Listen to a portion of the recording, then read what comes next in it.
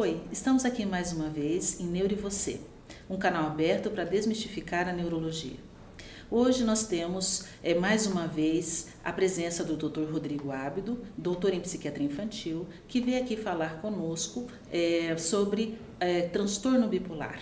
É uma enfermidade não muito frequente na infância, mas com prognóstico muito ruim se não tratado adequadamente. Por isso, eu agradeço muito a sua presença, Dr. Rodrigo. Eu gostaria que você nos falasse a respeito do bipolar. Tudo bom, Eli?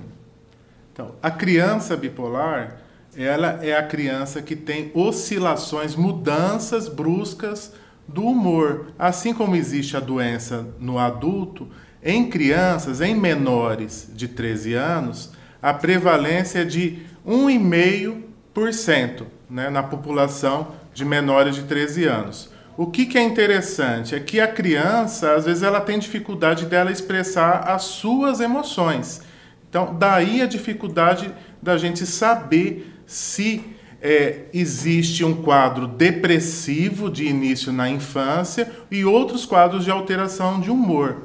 O fato é que se a criança estiver muito agitada, muito irritada, muito exaltada, muito agressiva, pode ser sinais de bipolaridade na infância. Só para se ter uma ideia da correlação entre a neuropediatria e a psiquiatria da infância, a gente sabe que as crianças diagnosticadas como bipolares, 90% delas também têm o TDAH, o transtorno de déficit de atenção com hiperatividade. Então, na doença bipolar da infância, a regra são as condições patológicas associadas. Então, com TDAH, 90%. E com outras patologias neuropsiquiátricas da infância, 60% de comorbidade, né? O que é interessante também é mostrar o polo da depressão, que às vezes ela é subdiagnosticada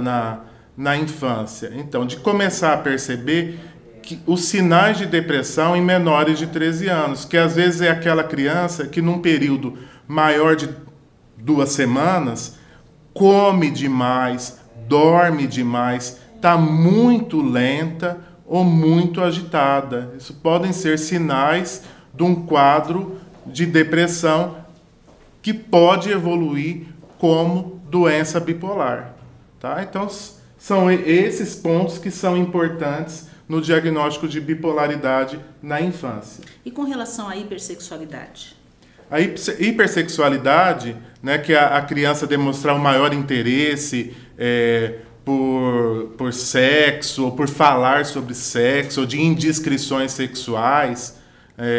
Isso acontece mais no adolescente, na idade adulta, mas existem alguns pacientes que também não têm esse interesse, vai ter um interesse maior por comida, ou por diminuir o sono, ou por leitura, ou por jogos. Às vezes as compulsões são por outros temas que não o sexual. Não são todos os pacientes que vão para a questão do sexo.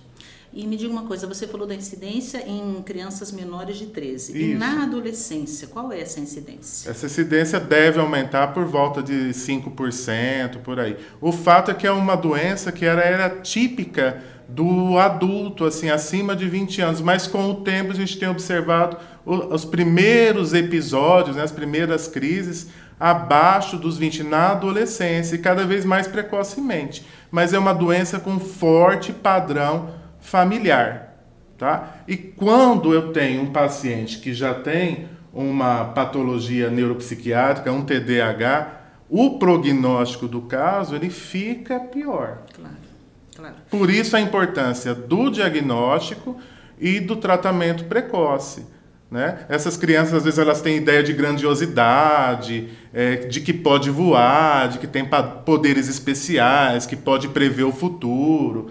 Daí também, às vezes, a confusão com doenças psicóticas, com esquizofrenia, né? Então, são quadros que merecem bastante atenção na infância. Com certeza, e de cunho totalmente psiquiátrico, difícil diagnóstico. Eu gostaria que você me falasse sobre o tratamento. O tratamento dessa patologia é com estabilizadores do humor, Então, que são anticonvulsivantes, eu posso utilizar também os sais de lítio, né? Antipsicóticos e antidepressivos. Então, é uma combinação de medicamentos, né? Geralmente não é necessário só um medicamento, tem que ser uma combinação para estabilizar esse humor. O que está acelerado, o que está diminuído, né? E modular o humor dessa criança.